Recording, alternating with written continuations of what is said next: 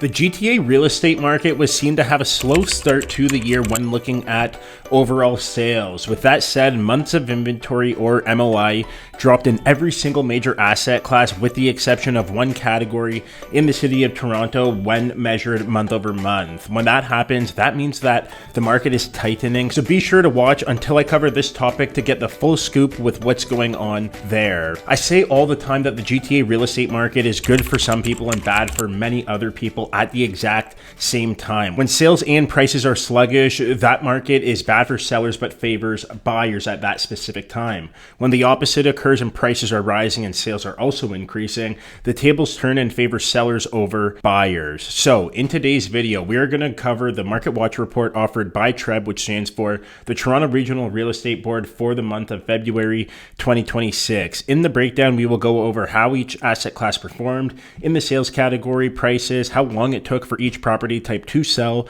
listings on the market, and we will also go over the most competitive price points for each home type. Now, we have a lot to cover today, so let's get right into our breakdown. I want to start off by saying that the new listings category actually took me by surprise quite a bit.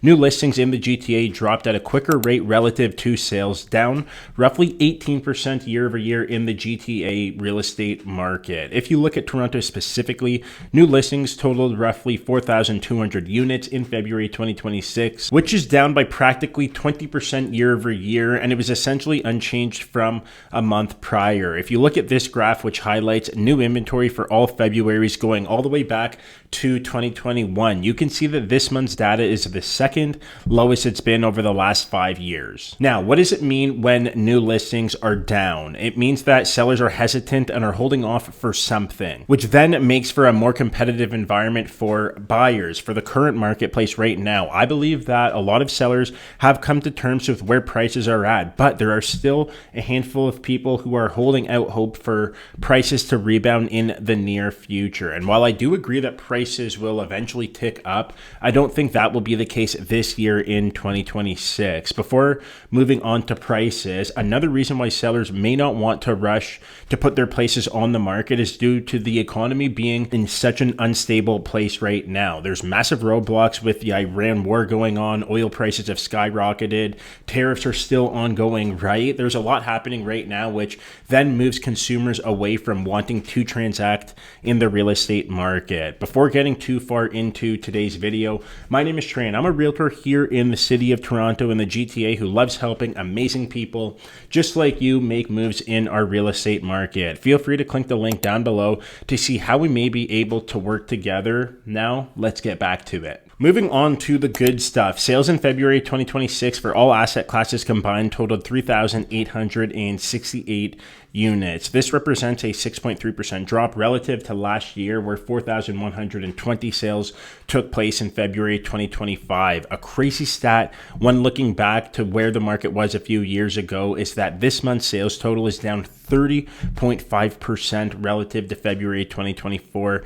if you can believe it or not. With this said, sales across the board were actually up month over month this February, which is also very, very normal behavior rolling over from January to the month of February. Shifting our focus to prices now in the city of Toronto, starting off with detached properties. These ring in the month of February 2026 with an average price of $1.554 million and accounted for about 30% of transactions. Detached homes took anywhere from 16 to 30 days to sell and achieve their full list price on average, which means that listing agents and their clients understood where value was and marketed the property at a realistic number. The most competitive price point for this asset class was from $1 million to the $1.25 million mark. You also have a ton of movement in the $800,000 to $900,000 range, which makes a ton of sense, right? This market is very great for first-time home buyers. I've had a lot of young people either enter the market this year or are having very serious conversations about entering the market, so this doesn't come as a surprise to me. Next up, semi-detached homes accounted for roughly 10% of sales in February 2026 and had an average price of $1.233 million.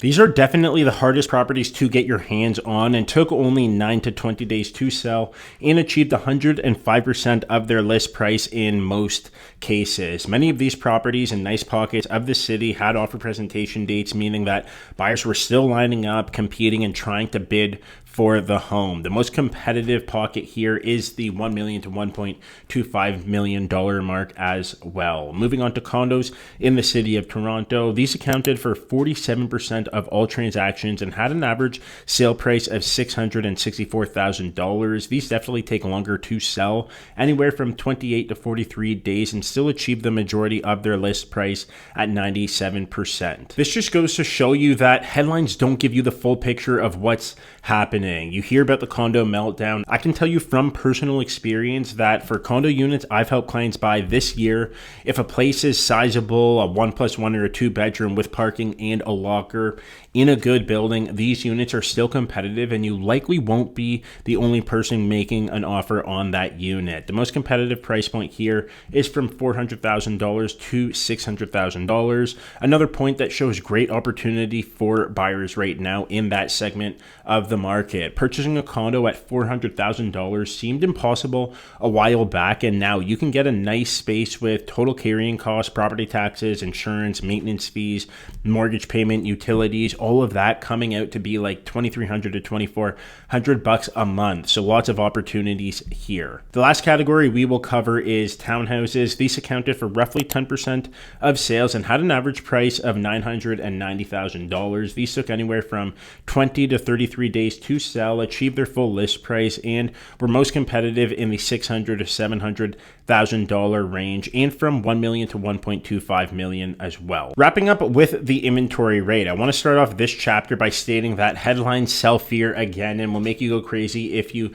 take them for face value. Months of inventory is a real estate metric that measures how long it would take to sell all the current homes on the market if no new listings were added and sales continued at the current pace. In the city of Toronto, months of inventory dropped in every single major asset class with the exception of one category when measured month over month. Detached properties are still in balanced market territory to end February 2026 with 4.06 months of inventory, dropping from 5.76 in January. Semi-detached homes remained in a seller's market where they always are, and inventory actually tightened up quite a bit, going from 3.01 months in January 2026 to 2.18 months in February 2026. So really tight there. The condo segment is still in a buyer's market with 6.17 months of inventory in February, but it dropped off from 7.56 months where it was in January a month earlier. Townhouses sit at the very tail end of a seller's market with 3.98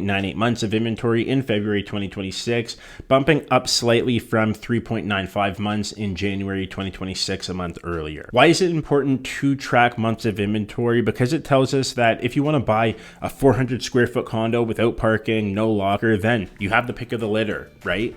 If you are selling a property in one of Toronto's best neighborhoods and you're priced fairly, then you'll still have a lineup going out the door. Thank you so much for watching this month's breakdown, and remember to trust the process and to always fall in love with your journey.